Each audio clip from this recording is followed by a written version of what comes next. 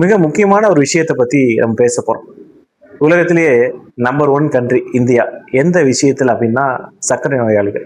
சர்க்கரை நோயாளிகளை இப்ப 2 விதமா இருக்காங்க. ஒண்ணு சர்க்கரை நோயாளிகள், இன்னொன்னு சர்க்கரை நோய் வருவதற்கான வாய்ப்புகள் உள்ள நோயாளிகள், ப்ரீ டயபிட்டிஸ் ஸ்டேஜ் அப்படின்னு சொல்றோம். இந்த சர்க்கரை நோய் வந்துருச்சு அப்படின்னா பல பிரச்சனைகள் அதை தொடர்ந்து வருவதற்கான வாய்ப்புகள் கண்டிப்பா இருக்கு. சோ சர்க்கரை நோயால மிக முக்கியமான 4 பிரச்சனைகள் என்ன, காம்ப்ளிகேஷன் என்ன அப்படின்னா, கண்கள்ல ரத்த கசிவு ஏற்படுறது, அதுக்கடுத்து கிட்னி பாதிப்பு, அதுக்கடுத்து நரம்புகள் பாதிப்பு, கால் நரம்புகள்லாம் வீக் ஆகி கால் உணர்ச்சிகள் குறைஞ்சிருது, சில பேருக்கு கால் விரல்களை கட் பண்ணி எடுக்கக்கூடிய ஒரு சூழல் வருது, அதுக்கப்புறம் இதய பாதிப்பு, ரத்த குழாய்கள் அடைப்பு ஏற்பட்டு ஹார்ட் அட்டாக் வருவதற்கான ஒரு வாய்ப்புகள் இருக்கு. அது மட்டும் இல்லாம சர்க்கரை நோயால பல பிரச்சனைகள், ஈஸியா இன்ஃபெக்ஷன்ஸ் வந்ததுன்னா அவங்களதான் ஃபர்ஸ்ட் தாக்கும், உடல் சோர்வு ஏற்படுறது, பலகீனம் ஏற்படுறது, இது போன்ற பல பிரச்சனைகள் சர்க்கரைக்கு வருவதற்கான ஒரு வாய்ப்புகள் இருக்கு. இது ஒரு மெட்டபாலிக் டிசார்டர் அப்படின்னு தான் சொல்லி நம்ம சொல்றோம். அதாவது வளர்சிதை மாற்றத்தினால வரக்கூடிய நோய்.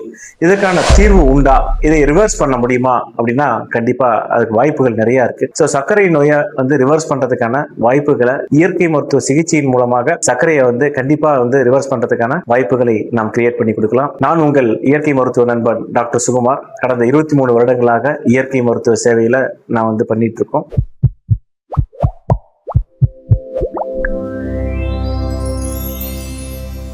இந்த இயற்கை மருத்துவமனைகள்ல பல நாள்பட்ட நோய்களை நாங்க குணம் கொடுத்துட்டு இருக்கோம். இயற்கை மருத்துவமனைகள்ல 2 விதமா பண்றோம். ஒன்னு பிரிவென்டிவ் ஆஸ்பெக்ட், நோய்கள் வருவதற்கு முன்பே தடுக்கக்கூடிய வழிமுறை. 2வது ரெஜுவினேஷன். சோ எந்த பிரச்சனையும் இல்லைனாலும் உடம்பை ஆரோக்கியமா வைத்துக் கொள்வதற்கு, இன்னும் உடல் ஆரோக்கியத்தை மேம்படுத்துவதற்கான சில சிகிச்சை முறைகளும் பயிற்சிகளும் உண்டு.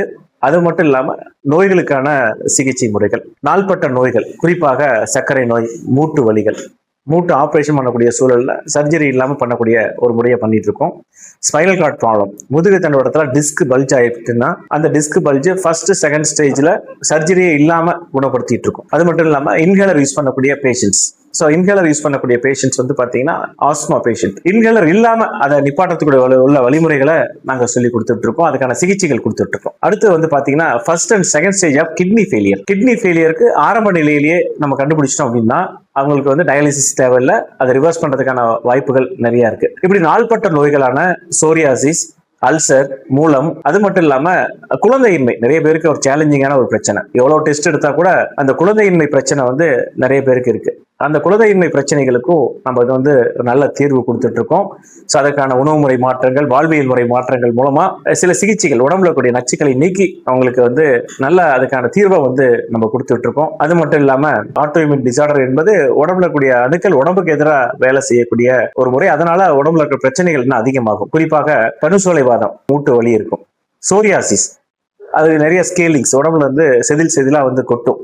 அது மட்டும் இல்லாம எஸ்எல்டின்னு சொல்லக்கூடிய சிஸ்டமிக் லூப்பஸ் எரித்ரோபோயட்டிஸ், இப்படி அந்த ஆட்டோ இம்யூன் டிசார்டர் என்று சொல்லக்கூடிய நோய்களுக்கு நல்ல ஒரு சிகிச்சை முறைகள் இயற்கை மருத்துவத்துல உண்டு. அது மட்டும் இல்லாம குடல் சார்ந்த விஷயங்கள், குடல் நோய்கள், செரிமானமின்மை, பசியின்மை, ருசியின்மை, வயிற்று உபாதைகள், அல்சர், மூலம், பௌத்திரம் போன்ற பல பிரச்சனைகளுக்கு இயற்கை மருத்துவத்துல நல்ல ஒரு தீர்வு கண்டிப்பாக இருக்கிறது. இந்த 23 வருடங்கள்ல நம்ம இயற்கை மருத்துவத்துல பல பிரச்சனைகளுக்கு, பல நோய்களுக்கு சிகிச்சை கொடுத்திருக்கோம். இந்த இயற்கை மருத்துவத்துல மொத்தம் 3 விதமான சர்வீஸ் நாங்க பண்ணிட்டு இருக்கோம். ஃபர்ஸ்ட் சர்வீஸ் இந்த 3 நாள் 2 நாள் இயற்கை வாழ்வியல் பயிற்சிகளை நாங்க கொடுத்துட்டு இருக்கோம். அதுல இந்த 3 நாளுமே என்ன பண்ணோம் அப்படின்னா நோ ஆயில் நோ பாயில், சமைக்காத இயற்கை உணவுகளை நாங்க கொடுத்துட்டு இருக்கோம். உடம்புல கூடிய எதிர்ப்பாற்றலை அதிகப்படுத்துவதற்கும் உடம்புல நச்சுக்களை நீக்குவதற்கும் சில பயிற்சிகளை அந்த சமயத்துல கொடுக்குறோம் இயற்கை வாழ்வியல் முறைகள்ல. அதுல என்ன பண்றோம் அப்படின்னா கண்களை சுத்தம் செய்தல், நாசி சுத்தம் செய்தல், லிவர் வாஷ் பண்றது, கல்லீரலை சுத்தம் செய்யக்கூடிய முறைகள், அது மட்டும் இல்லாம பெருகுடலை சுத்தம் பண்ணக்கூடிய முறைகள் என்று அந்த பயிற்சியில நாங்க சொல்லித்தரோம். அது மட்டும் இல்லாம அன்னைக்கு முழுவதும் எந்தவித உணவுகளையும் சமைக்காமல் நாங்க கொடுக்குறோம். இதை தவிர என்ன பண்றோம், எக்ஸ்பர்ட்ஸோட ஸ்பீச் இருக்கும். இயற்கை வாழ்வியல்னா என்ன, உடம்பை எப்படி ஆரோக்கியத்தை அதிகப்படுத்துவது, யோகாசன பயிற்சிகள் எப்படி தொடர்ச்சியாக நாம் செய்வது, அதனால ஏற்படக்கூடிய பலன்கள் என்ன அப்படின்னு சொல்லிட்டு அந்த 1 நாள் பயிற்சியிலையோ 2 நாள் பயிற்சியிலோ நான் கொடுத்துட்டு இருக்கோம். இதுல 1 நாள் என்ன பண்றோம் அப்படின்னா வனத்தில் 1 நாள் அப்படின்னு சொல்லிட்டு தோட்டத்துக்கு கூட்டு போயிட்டு அங்க உள்ள இயற்கை சார்ந்த விஷயங்களை நம்ம அந்த என்ஜாய் பண்ணி இயற்கையோட நம்ம பேசி அங்க விளையக்கூடிய காய்கறி கீரைகளை நாம் உண்டு, அங்க உள்ள விஷயங்களை நம்ம ஃபாலோ பண்றது, இயற்கையோட ஒரு இணைந்து வாழக்கூடிய ஒரு முறையை நாங்க செஞ்சு தரோம். அது மட்டும் இல்லாம அந்த இடத்துல வாழை இலை குளியல், மண் குளியல் போன்று சில இயற்கை மருத்துவ சிகிச்சைகளையும் நாங்க கொடுக்குறோம். இப்படிதான் வந்து நம்ம வந்து இந்த கேம்பை நாங்க வந்து ரன் பண்ணிட்டு இருக்கோம். அது வந்து ஒரு வருஷத்துல மாசம் மாசம் ஒரு நாள் நடக்குது, 2 நாள் நிகழ்வும் உண்டு, 3 நாள் நிகழ்வும் நடத்திட்டு இருக்கோம். இப்ப கூட வரக்கூடிய 8, 9, 10 3 நாட்கள்ல வந்து பாத்தீங்கன்னா இந்த பயிற்சியை நாங்க கொடுக்க இருக்கோம். ஸோ அதுக்கடுத்த ஆக்டிவிட்டி என்ன அப்படின்னு கேட்டீங்கன்னா ரெஜுவினேஷன். எந்த உடம்புல எந்த நோய்களும் இல்லை, ஒரு 3 நாள் 5 நாள் வந்து நம்ம மருத்துவமனையில தங்கி சிகிச்சை பெறலாம். அதுல மசாஜஸ், நீராவி குளியல், வாழை இலை குளியல், புற்றுமண் குளியல், பாத அழுத்த சிகிச்சைகள், இது போன்ற சிகிச்சைகள் உண்டு. ஒவ்வொரு நபருக்கும் தகுந்தாற் போல உணவை வந்து டிசைன் பண்ணி என்னென்ன பிரச்சனைகளுக்காக வந்திருக்காங்க, இல்ல பிரச்சனையே இல்லைனாலும் உடம்புல கூடிய நச்சுக்களை எப்படி நீக்குவது, நல்லா ரிலாக்ஸ் பண்ணிட்டு ஒரு தியான பயிற்சி பண்ணிட்டு யோகாசன பயிற்சிகள் பண்ணி இயற்கை உணவுகளை சாப்பிட்டு உடம்பை வந்து இலகுவா வைத்துக் கொள்வதற்கு, மனதை ஆரோக்கியமா சந்தோஷமா வச்சுக் கொள்வதற்கு, பிரச்சனை இல்லைன்னா கூட ஒரு 3 நாள் 5 நாள் 7 நாள் அப்படின்னு சொல்லிட்டு நீங்க தங்கி சிகிச்சை எடுக்கக்கூடிய ஒரு வசதிகளும் நம்ம மருத்துவமனையில உண்டு. ஆக இந்த உணவு முறைகளை வந்து மாற்றுவதன் மூலமாக கண்டிப்பாக நாள்பட்ட பல பிரச்சனைகளை வராமல் நாம் தடுத்துக் கொள்ள முடியும். 3வது டிசீஸ் பர்சன், அதாவது நோய்கள் உள்ள நபர்கள். நான் ஏற்கனவே குறிப்பிட்ட மாதிரி ஆஸ்மா, சர்க்கரை நோய், மூட்டு வலிகள், இடுப்பு வலிகள், அது மாதிரி நாள்பட்ட நரம்பு சம்பந்தப்பட்ட பிரச்சனைகள், குழந்தையின்மை போன்ற பல பிரச்சனைகளுக்கு நம்ம வந்து நேரா சந்திச்சு ஒரு கன்சல்டேஷன் மட்டும் பண்ணிட்டு அவங்க பார்த்துட்டு போகலாம். அல்லது வந்து இங்கேயே தங்கி எடுக்கக்கூடிய ஒரு வாய்ப்புகளும் உண்டு. கிரானிக் பேஷண்ட்ஸ் பல வருஷங்களா அவங்களுக்கு பிரச்சனை இருக்கு அப்படின்னா இங்கேயே தங்கி பார்க்கலாம். அல்லது இப்போ ஆரம்பத்துல தான் இருக்கு அப்படின்னா எங்களை சந்திச்சுட்டு அவங்க நம்ம சொல்லக்கூடிய முறைகளை அவங்க வீட்டில் ஃபாலோ பண்ணா போதுமானது. இப்படி வந்து நம்ம கொடுத்துட்டு இருக்கோம். அது மட்டும் இல்லாம யோகாசன பயிற்சிகள்ல டிசீஸ் பர்சன், நோய் வந்துருச்சு, உதாரணமா இதய நோய் வந்துருச்சு, அவங்களுக்கு பிரத்யேகமான யோகாசன பயிற்சிகள், பிரெக்னன்சி யோகா பயிற்சிகளை வந்து நாங்க கொடுத்துட்டு இருக்கோம். அது மட்டும் இல்லாம பேக் பெயின், நெக் பெயினுக்கான சில குறிப்பான பயிற்சிகள், குழந்தைகளுக்கான, மாணவர்களுக்கான சிறப்பான யோகாசன பயிற்சிகள், இது போன்ற பல நிகழ்வுகள் வந்து நம்ம இயற்கை மருத்துவமனைகள்ல கொடுத்துட்டு இருக்கோம். குறிப்பா வந்து பாத்தீங்க அப்படின்னா இங்க தங்கி பாக்குறவங்களுக்கு ஒவ்வொரு நபருக்கும் தகுந்தாற் போல உணவு முறைகள். ஒரு சர்க்கரை நோயின்னு இருக்கு அப்படின்னா அவங்களுக்கு காலையில இருந்து இரவு வரையும் அந்த உணவு திட்டம் என்பது ரொம்ப முக்கியம். ஃபார் எக்ஸாம்பிள், இந்த சர்க்கரை நோயில இருக்கவங்களுக்கு ஒரு உதாரணமா ஒரு உணவு முறைகளை நான் சொல்றேன். காலையில எழுந்திரிச்சோடனே ஃபர்ஸ்ட் வந்து நாங்க அருகம்புல் ஜூஸ் ஒரு நாள் கொடுப்போம், இன்னொரு நாள் ஆவாரம்பூ ஜூஸ் குடிப்போம், அதை தொடர்ந்து முளைக்கட்டிய வெந்தயத்தை கொடுப்போம். காலையில சில பேருக்கு வந்து நெல்லிக்காய், கருவேப்பிலை, பாவக்காய் ஜூஸ் கொடுப்போம். கருவேப்பிலை தோற்பான உணவு ரத்தத்தை சுத்தப்படுத்தும்.